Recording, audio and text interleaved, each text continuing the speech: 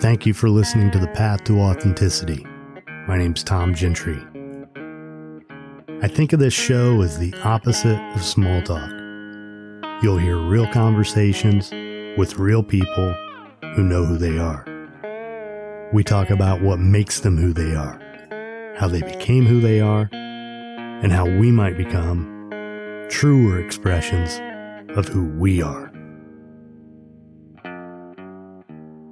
I'm Jessica Baum, and this is The Path to Authenticity.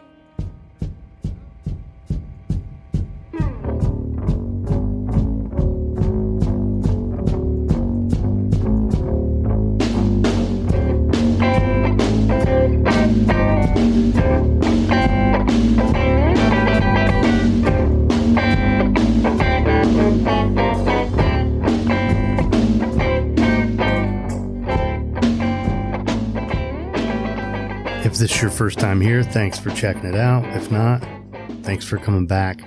I'm Tom Gentry, and this is The Path to Authenticity, episode 225, featuring a conversation with the author and therapist Jessica Baum.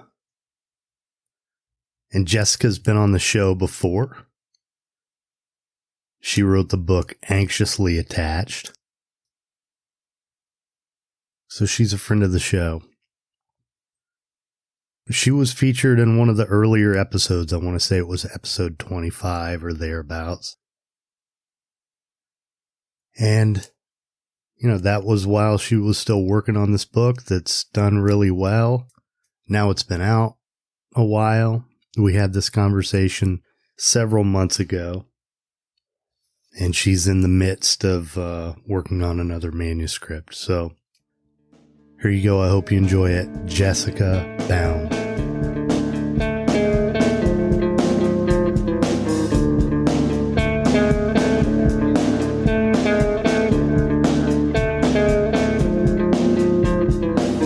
Emerged from slumber. Jess, it's great to catch up with you.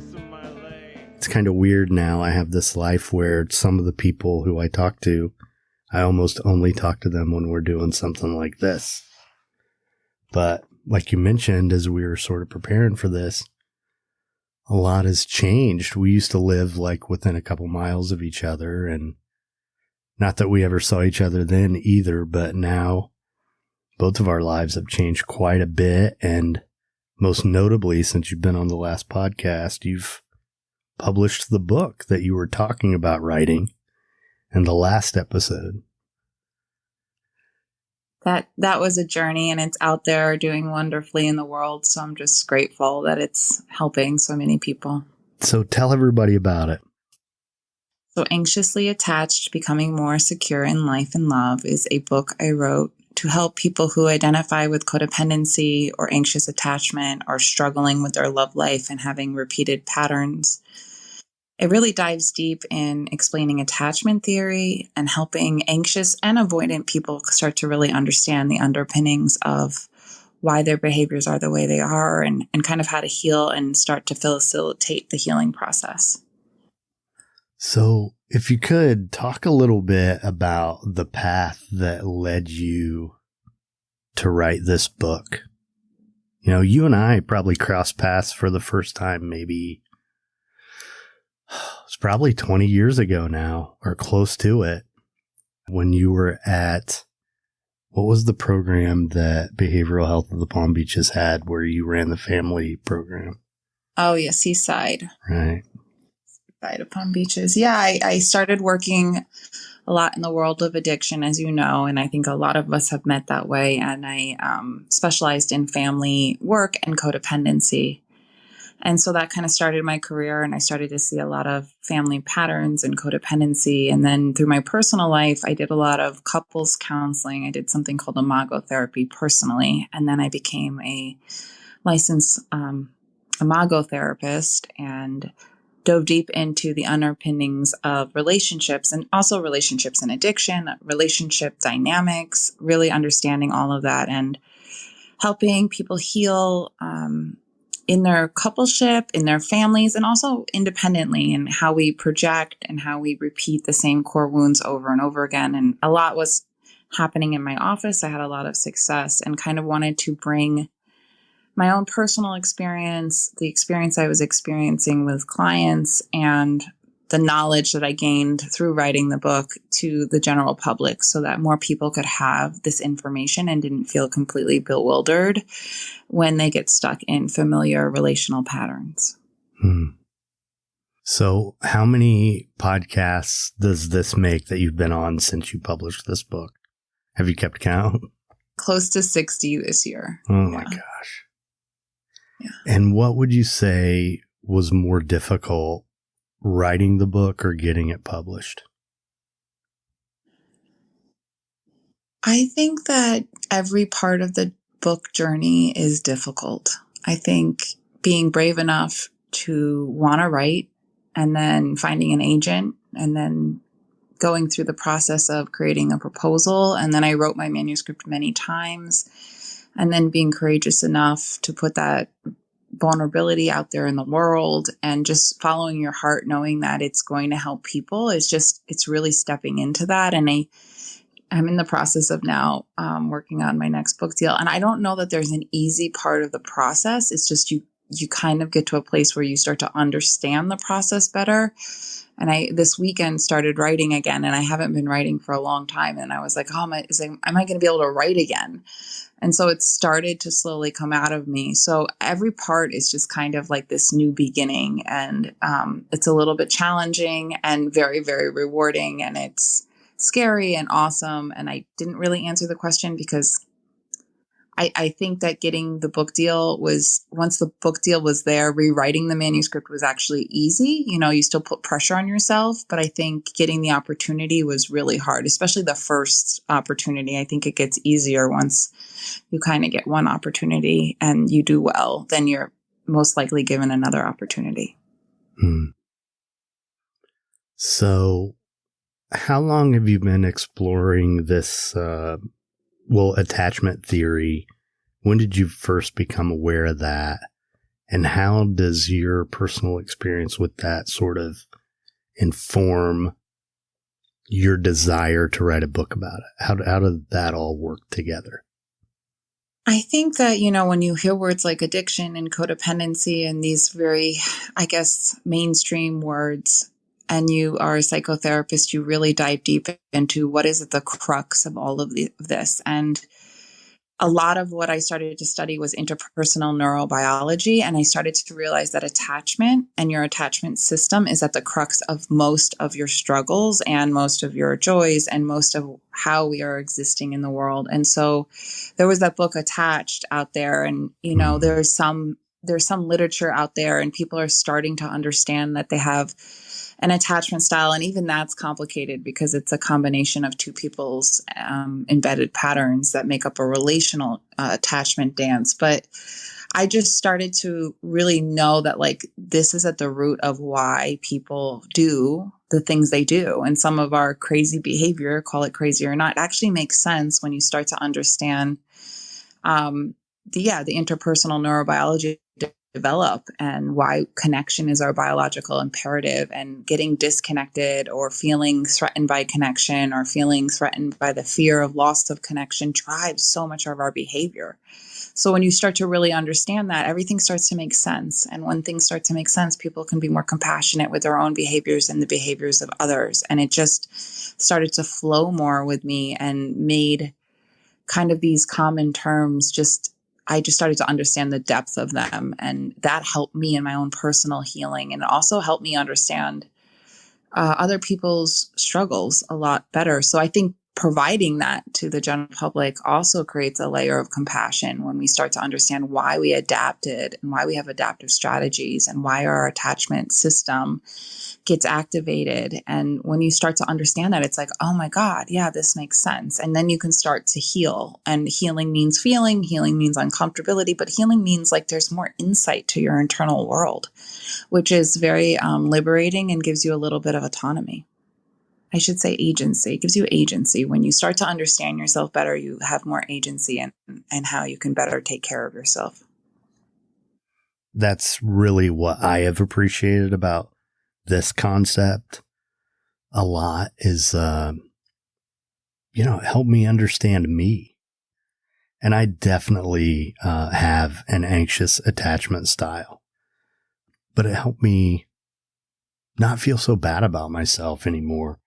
And, we've talked about this in the past where working in this industry, this label of codependency gets thrown around a lot. And it's really, to me, it's really charged with a lot of shame. It's a heavy term. And, and having an anxious attachment style or an insecure attachment style is a lot easier for me to digest than it is to latch onto that label of being codependent. And it's a lot less judgmental, right? Absolutely. I run a live group, and the first question I ask the group is, when you hear the word codependency, what comes up in your body and how does that feel? And you'd be surprised. There's so much shame attached to it. And then when you unpack adaptive strategies that we learn as little children to stay in connection, we start to learn that all of this makes sense. And yeah, it definitely takes the shame away. And it's the shame that keeps us stuck in terms of not talking about it, not realizing that so many people struggle with this, that it's complicated and it's hard. And we are a product of our earliest experiences. Until we unpack that, it's hard to not recreate it or respond in familiar ways. Hmm. Yeah. And another thing that I really like about this is I think, especially hearing that label thrown around so much, there's what's missing from that is the presence of mind that we're all designed to love and to be connected to other human beings.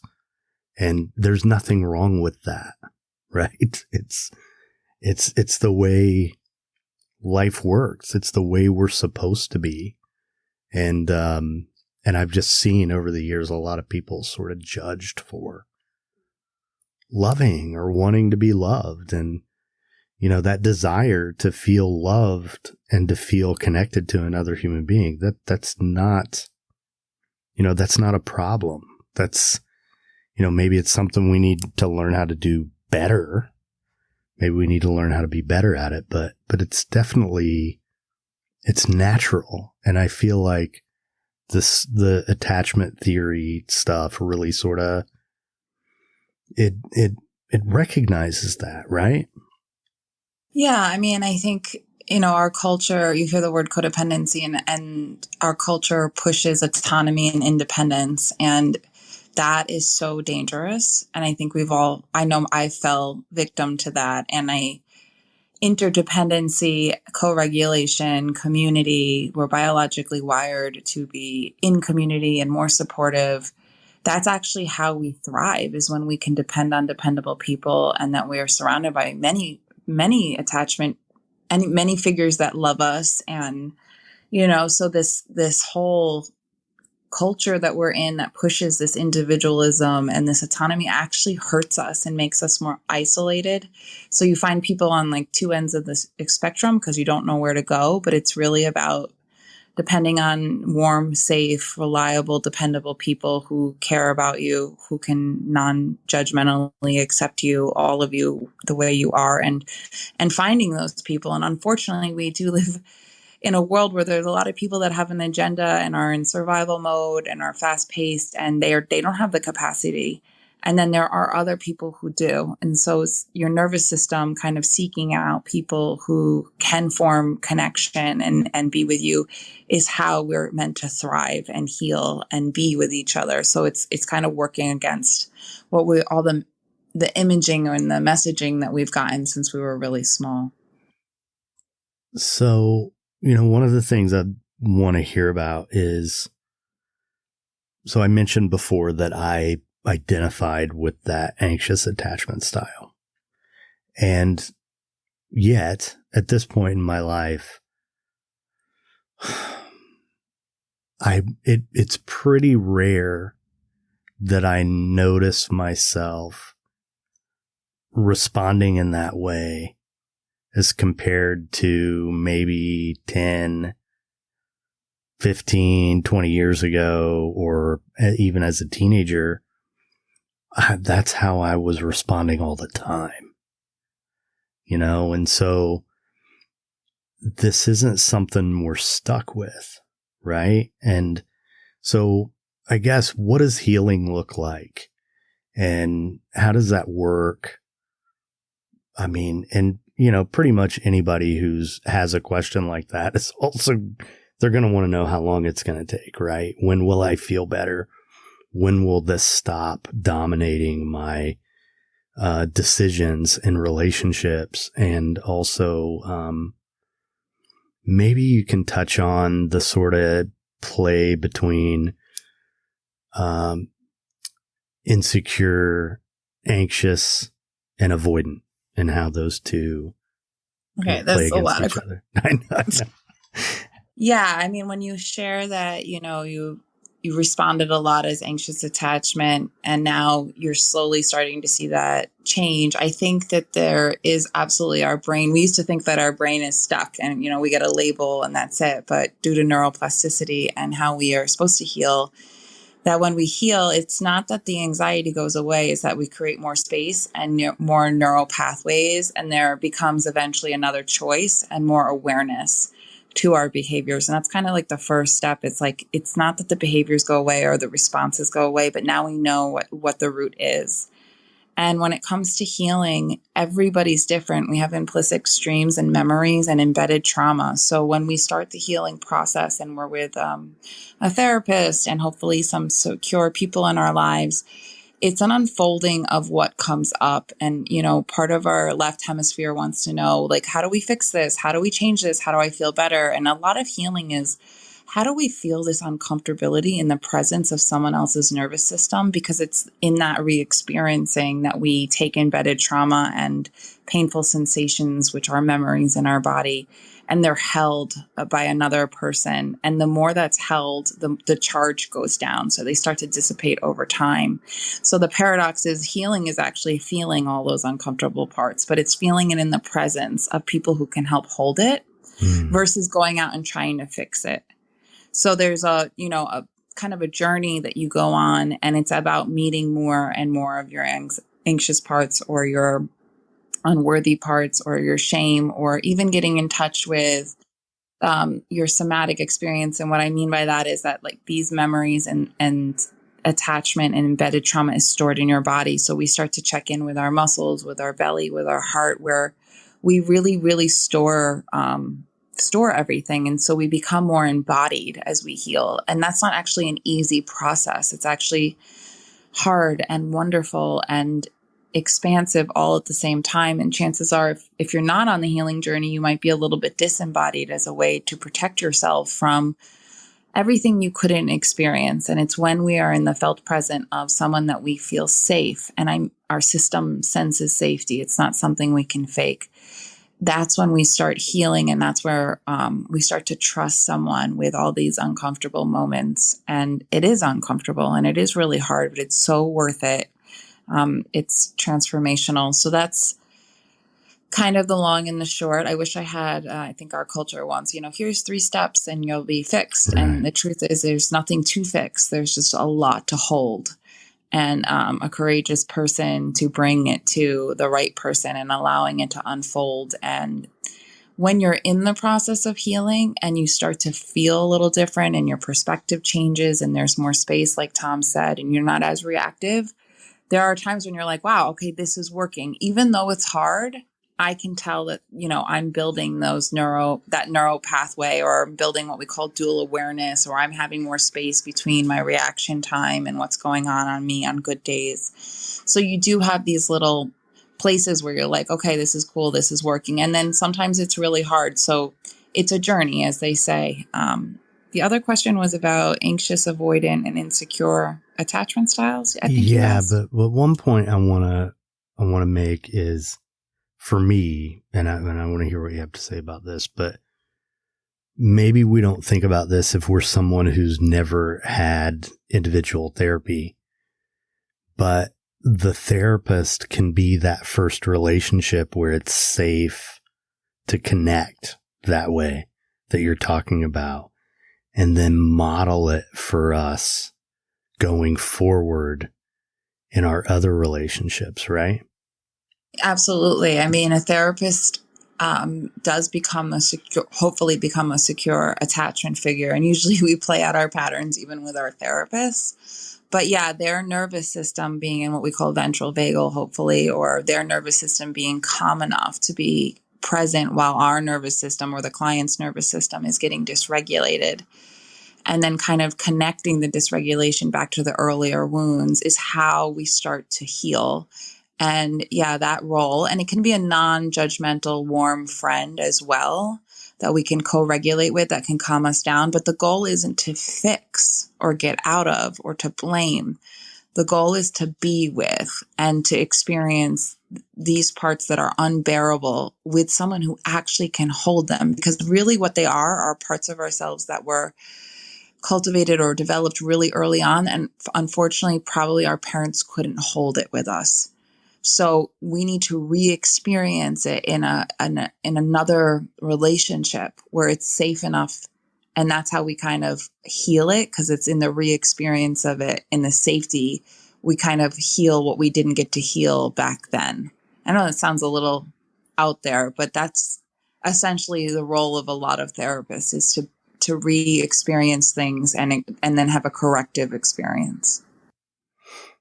Yeah. Well, I mean, at one point in that, I thought, wow, this is like a really good, just brief definition of what therapy really is, right? Of what it can be and why it can be such a healing thing. But going back to just our culture and its expectations, I mean, there's this attitude of, well, I did that and that didn't work, or how long will it take? And man, that costs a lot of money and all that. But it's a relationship. It's a model relationship. And like, I have a client now who I've been coaching for a while, and almost the whole time have been trying to coach him into staying in individual therapy.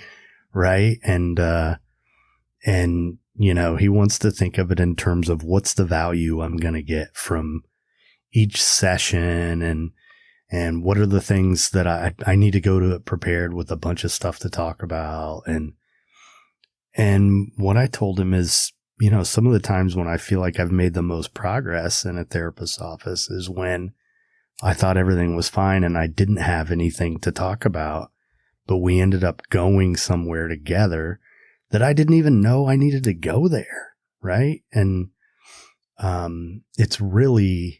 it really is a process, isn't it?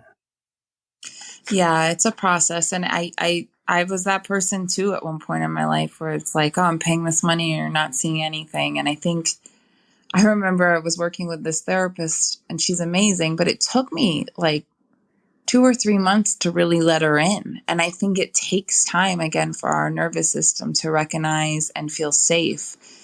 And that looks different for me than it might for you, and it might be for someone else. And yeah, in the presence of someone who is really non-judgmental and warm and connected, eventually our system will recognize it, and eventually healing should occur. And that it's a beautiful unfolding, but it's foreign for so many people. And if you didn't receive any of that as a child, it's really foreign and really hard to let someone in, and can be really hard to be vulnerable.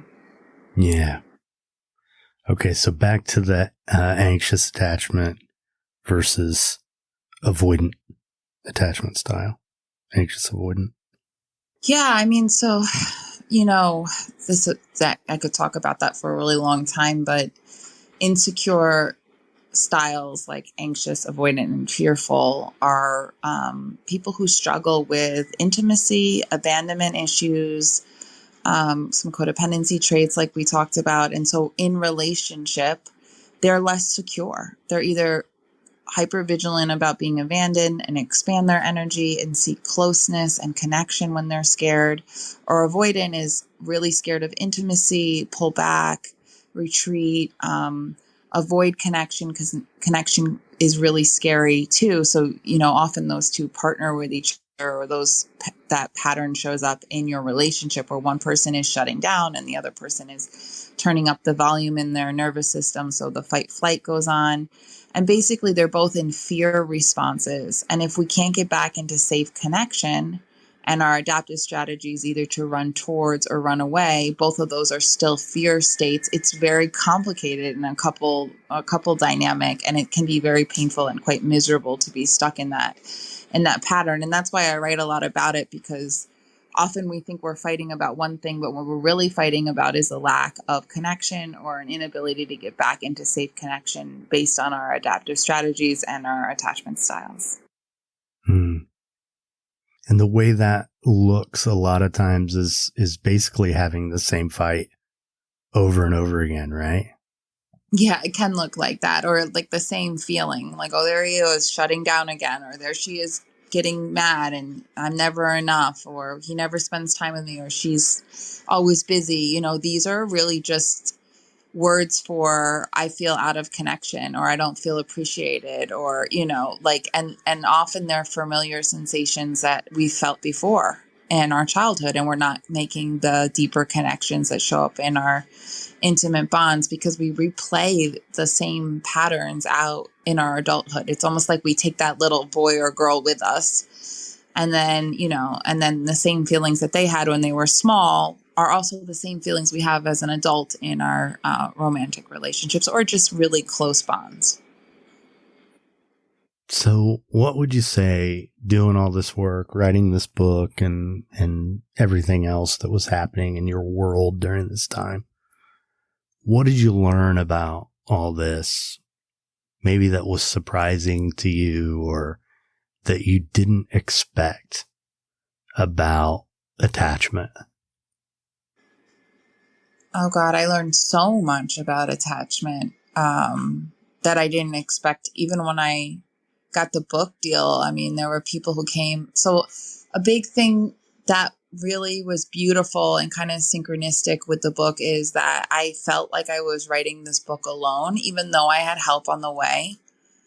But the more I let in the right help, the more support I let in, the more people I talked to, the more other writers influenced me or came in and helped edit. Like, the more I opened up and asked for help, the better the manuscript got, the more secure I felt about it. And I realized I don't have to do this alone. And you don't really do anything alone, especially in publishing. It's not like I'm Hemingway and I went into a cabin and came out with a manuscript. It was like just this theme of what anxious people know is that you're not alone and you're not expected to do it alone, and you can reach out for help. And there's a lot of people who are willing to help you. Some really amazing, fabulous people came into my life who are still in my life, who are still teaching me and helping me. So that just the theme of the book around what anxious people need to do, which is to reach out to the right people and depend on the right people to feel more secure, is actually what happened to me through the manuscript process. Wow. That's really cool, isn't it? Yeah. It's funny how life just throws everything at you. You learn the same thing 15 different times. And you're like, yeah, I got it. Yeah. Well, it just, I can't help but think about that for me, this podcast, being called The Path to Authenticity. And I've kind of known all along it was my path to authenticity. I mean, it was when I did it. I mean, you and I, we'd met years ago, but we really started to collaborate. I remember there were a couple different guys, maybe a year or two before I started this podcast, that you and I know one I referred to you, a kid from New Orleans and his family, and but yeah, you sort of watched this happen and then watched me launch it, and was right about the time I think you were just beginning to write this, and you shared some of it with me really early on. And it's just been, I mean, it's been awesome, not only for me to experience this from my end, but also to be able to watch you do this. And then I guess it was maybe last spring, I was in a Barnes and Noble on the north side of Indianapolis, and I'm just looking on the bookshelves like I always do, and there's your book. You know, I think I took a picture of it and sent it to you. And, you know, it's one of the things that makes me really happy about this for you is that I think we both know a lot of people who've done the self-publishing thing and worked really hard to get book deals, but like you got a book deal. Like you really got a good book deal, right? Yeah. You crushed it. I did. And they, you know, they did a good job with my foreign sales. And I knew, because there's so many different paths and every path is great. I just waited a little longer because I knew if I got like a traditional deal and it was a good one, that I would be able to get this information into more hands in more countries and more people. So there were many times when I like self-published, hybrid published. There were even offers, but none of them were in alignment with like, I don't have the distribution power or, you know, so I waited and yeah, I landed a very nice deal and the book is doing well in like, it's going to be in 11 countries and in many languages. And I'm just, it's the longer road, but it helped me kind of have such a bigger reach. And so it was hard. It was 4 years, but it was worth it. And I think everybody's path's different. And I think there's so many different ways. Like I know I have a friend who self-published and then later it became traditionally published. And so if the material resonates, it's likely to get out there. This just happened to be like what felt right for me. Mm. And what I assume about all this is that probably the most important part of this is that you had something to say that you really believed in, right? Yeah, it's so weird because I'm not even a good writer. And I'm in the midst of like starting my next project. And it's like, yeah, I have personal experience, professional experience that has profoundly changed me. And then I somehow have to figure out how to put that in words to help it profoundly change other people. And that comes from my heart. That comes from my experience. It's not all great experience. Some of it's my own personal suffering, which is part of life, but just learning from my own suffering and my own learning in the field and learning and understanding trauma and just this desire to say, well, if I can do it and I've healed or I'm healing or I'm learning this, then I know I can offer this to people. And my books suggest so much that you get a therapist or a friend. And the truth is not everybody can afford that. And so I offer like some tools and ways to do it in so many different ways. I just felt like, I mean, you know, I work on Palm Beach Island and, you know, therapies. I wanted to help people who couldn't afford to go to therapy every week. And it may be, and so many people have bought the book and they're like now in therapy and find their own way or find their own coach or something. But like, it should be accessible for everyone, this information. That really drove me, and it continues to drive me with my next project. Well, I think we're moving in the right direction. You know, it's funny. Well, it's not funny because, you know, if you watch the news and follow politics, like everything is so bizarre and toxic and there's so much denial of reality happening.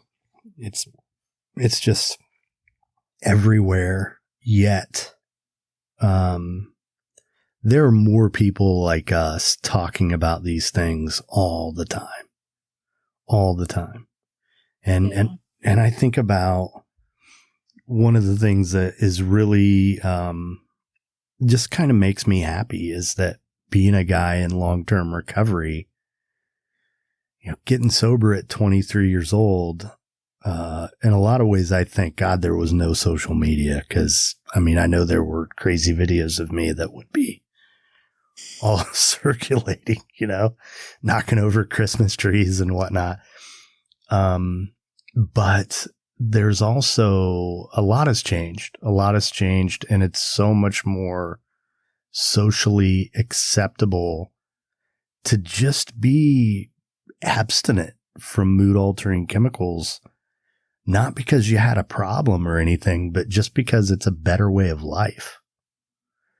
And I think that's just one example of how healing, I mean, my dad used to say, you had to be crazy to be a shrink, and all, I grew up hearing all that kind of stuff, like, and being around people who just thought, man, if you needed therapy, like there was something really wrong with you. And, those days are over in a lot of ways. I mean, there's still that sentiment, but the people out there having these kinds of conversations, there are more and more of us, right? Yeah, absolutely. I think that the more and more of us that can speak openly and vulnerably about our own journeys and professionally and all of that, it gives just permission. Because when you're not healing, or you're stuck, and it can be judged. You can judge people who are stuck, but if you're listening and you're suffering, there's always a path out, and it's about raising your hand and finding the right resources and being brave enough to do that, because it's much more liberating. As hard as it is, it's much more liberating. And I don't think when I look at substance abuse, I really look at, people are trying to survive in the best way they can and can't regulate their systems and don't know how to process things. And when you start to heal, you develop that slowly, and it becomes easier and easier over time. And it really frees you from dependency. But not only that, you start to understand why you're medicating in the first place. And so there's no judgment. If things are hard, we've all had that, whether it's a cookie or a shopping spree or a drink, there's no judgment there. We are all needing an escape from something that's really hard. It's the awareness around, why am I doing this? Even if I have to do this, I know now I'm doing this because something's really uncomfortable inside of me, or I have, anxiety that I don't know how to cope with in any other way. And once you start to realize that, then it's like there's a key to, okay, there might be other ways I need to learn how, and I need to reach out and get some help and support around that. Hmm. Well, this has been great. And, I just, anybody listening, I can say, like, Jessica's the real deal. I mean, you have been a friend to me over the years, and I've watched you embody this work. You do, right? I mean, I do too, but I know you do because I've watched it. And you're such a great person, and such a, just, I'm trying to think of the adequate superlative to describe what a fantastic therapist you are. And it's really been a gift for me to be a colleague, and also to be a friend, and to have you on the show. Thank you for doing this, and thank you for never saying no to stuff like this. And